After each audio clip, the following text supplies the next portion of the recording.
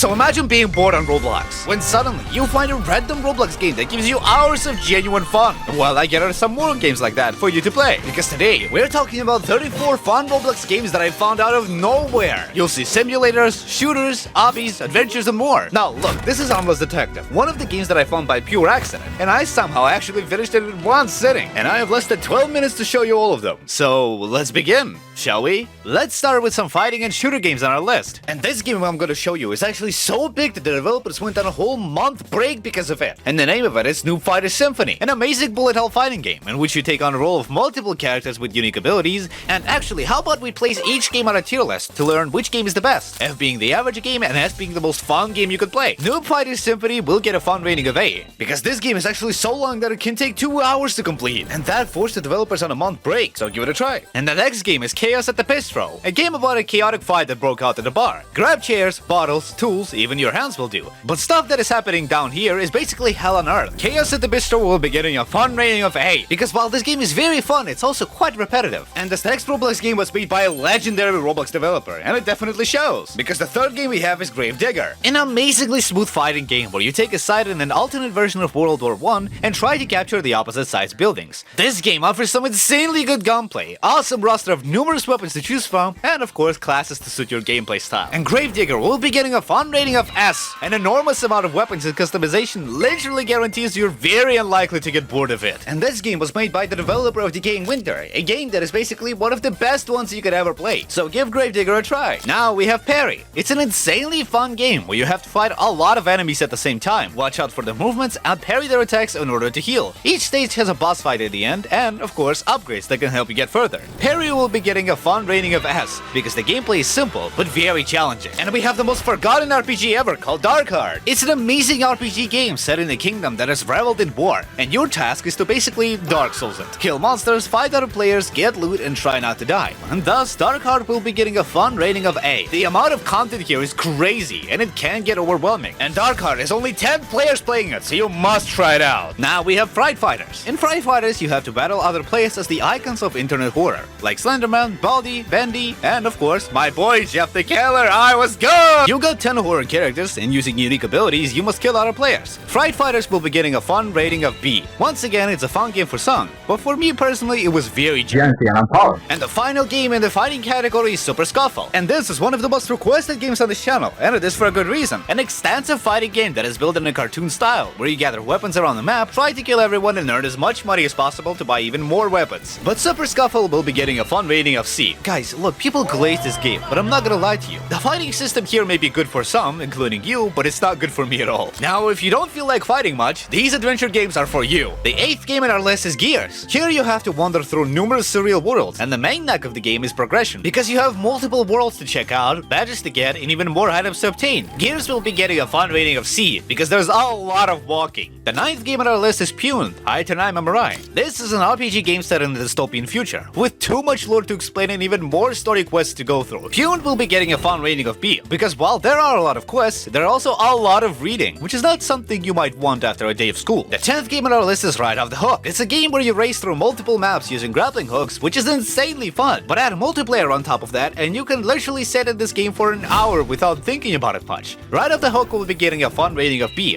because while it is a relaxing game, it also doesn't have too much depth to explore. Now we have the game called Yoinks. This is the type of the game that seems extremely simple, but once you actually play it, you will probably break your computer, because here you have to yoink yourself up multiple levels, and as you can tell, it is not easy at all. Yoinks will be getting a fun rating of A. While there is a lot of fun in flicking yourself, some of the design choices are questionable. And the 12th game on our list is Brick World. This game is a mix of Block Tales and FNAF World, combining its unique fighting system with a classical Roblox style. You have to select an ability to use in these rapid battles, with each enemy having a unique attack. But Brick World will be getting a fun rating of C. While there's a cool gameplay loop, the story here is very convoluted, so you don't even know what to do. The 13th game on our list is Attempt on Delivery, a very unusual obby game in a way that you have a package and you have to deliver it up a mountain. But of course you'll be using your package as a tool to get up, because who needs a ladder, right? Attempt on Delivery will be getting a fun rating of C, as the gameplay is quite repetitive and not randomized. Now we have a game called Heroes of the Forest. It's one of those games that could very well be a good replacement for Block Tales, because here you have a storyline to follow, enemies to fight, and of course puzzles to solve. Heroes of the Forest will be getting a fun rating of B. It is quite a simply built game with some underlying lore and a lot of walking, but a ton of puzzles and collectibles help the game stay fun. fun. And we're almost halfway through our list, and we still have some good games coming up. The 15th game is Barry the Hiker. Here you traverse through a giant mountain by controlling an unusually styled character. Say hi to Barry. He's a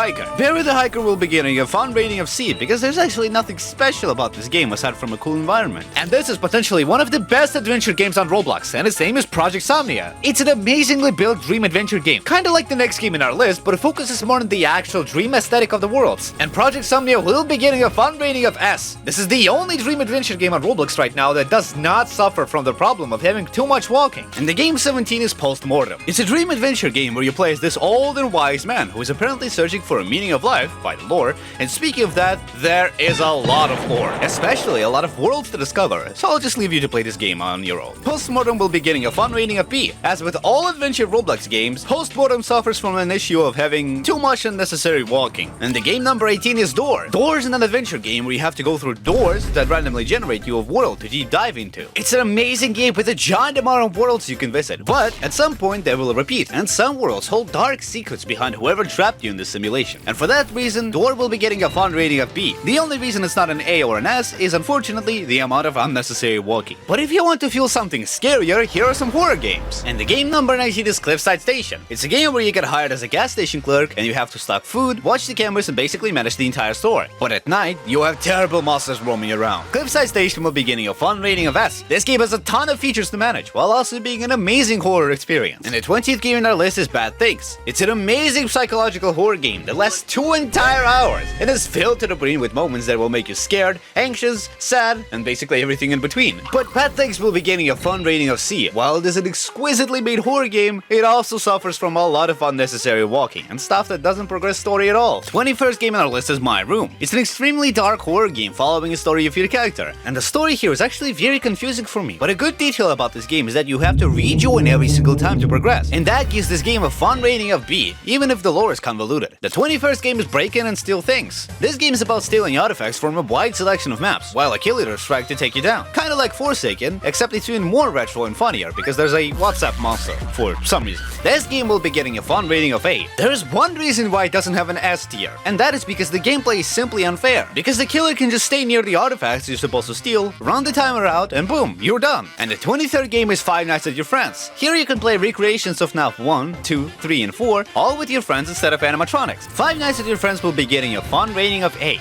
The only reason why it's not an S tier is because this game doesn't have an outstanding, unique feature that can make it different from the original FNAF. And if you want something unusual, let me tell you about Simulator and other games that I found. The 24th game is Cube Combination, a unique game where you have to combine various types of cubes in order to build your own weapons, armor, platforms to build to other floating islands, and more. And Cube Combination will be getting a fun rating of A, as there is so much to do in this game that it can get quite overwhelming. If you couldn't tell, the S rating is usually achieved by a game that are just deep enough to be interesting, but actually not overwhelming at all. The 25th game is Sushi Gambit. Here you have to manage your own sushi restaurant. Cooking, cleaning, managing, buying stock, all of those are somehow your responsibilities. Of course, you're gonna run out of business anyway, so the only actual way to keep it alive is through a black market, and more particularly, human meat. Sushi Gambit will be getting a fun rating of S. This game has a perfect mix of restaurant management, some fun stuff like killing people, and of course, making sushi. The next game on our list is In Plain Sight 2. In this game, you have to be either a camera or a thief, and as a thief, your role is to steal every item on the map without being caught by the camera. As a camera, you have to stop thieves from robbing the place. And for that reason, In Plain Sight 2 will be getting a fun rating of S. It is incredibly nerve-wracking to stand in a crowd while the camera is looking right at you, and it makes the game ever so fun because the stakes are so high and you have to be stealthy. And the 27th game in our list is Secret Universe. In this game, you have to unlock every secret the developer made, and there are a lot of them. All of them have some convoluted methods of obtaining, so if this game genre is to your liking, you will love this game. Secret Universe will be getting a fun rating of A because there are so many secrets to discover, and some completion requirements are genuinely insane. This game is an S tier for those who love that, but for a casual player, it's an A tier. The 28th game in our list is Fruit Merges. In Fruit Merges, you, well, merge fruits, combine multiple types of them, unlock various locations, and just turn your brain off, because this game doesn't require much thinking aside from thinking of combinations. I'm sure you're smart enough to pull that out. But Fruit Merges will be getting a fun rating of C. The combinations you can do here are wild, but the entire list literally only takes a 2-minute video, and there's not much much else to do. The next game on our list is Brick Labs. Here you have to combine multiple bricks into some unusual stuff and keep discovering more and more combinations. It's basically fruit mergers but with bricks, in case you'll love those for some reason. And Brick Labs will be getting a fun rating of C. As with fruit mergers, the combinations here are nice, but in the end it's all just stacking up cubes. In the end! The 13th game on our list is Dingus. In Dingus you play either as a sheriff or a hider. As a sheriff you have to find a hider amongst the crowd, but be careful. Killing someone innocent will lead to consequences. And as a hider, you must hide in the crowd and complete your tasks in secret. Dingus will be getting a fun rating of A. The only reason this game doesn't have an S rating is because there's no additional feature that could add some spice into a gameplay, like special rounds or modifiers. The 31st game on our list is Monster Employer. In this game, the world is populated by monsters, but suddenly everyone runs out of work, so it's your job to help hire monsters. This will be getting a fun rating of B. While it is a cool looking game, the only thing you can do here is talk to monsters, ask them questions, and press a button. There's something unusual hiding in this game though. The next game on our list is Battle Bricks. This game is about defending your base from an onslaught of different enemies, and you do it through sending units to protect your castle, earn money, buy more cards, and go through a whole progression system with a world that goes deeper and deeper into war. The Battle Bricks is getting a fun rating of S. It is an amazing game, and the strategic aspect of managing your units is so satisfying. The next game on our list is The Noobs in Combat. This is a co-op strategy game where your goal is to work with other players, or yourself, in order to defeat the enemy in a variety of scenarios by guiding your units through the map. You have to supply them, so make sure they don't die. Noobs in Combat, as the next game in this list, is getting a rating of S. Once again, the aspect of being strategic with your units can literally make you play for hours. And finally, the last game on this list is Armless Detective. This is a game about becoming a detective after losing your arms. And to help you with your quest, you have a magical hat filled with tools to help you. You have to find pieces of evidence around multiple maps, see what suspects have similar traits, and choose who you think is the killer. This game is not simple at all, it requires actual precision, but Armless Detective will be getting a fun rating of S. It is literally the prime example of how to make a tasteful game in a classic style, while also keeping it fresh and clean by modern standards. The amount of evidence you have to find in this game is also amazing.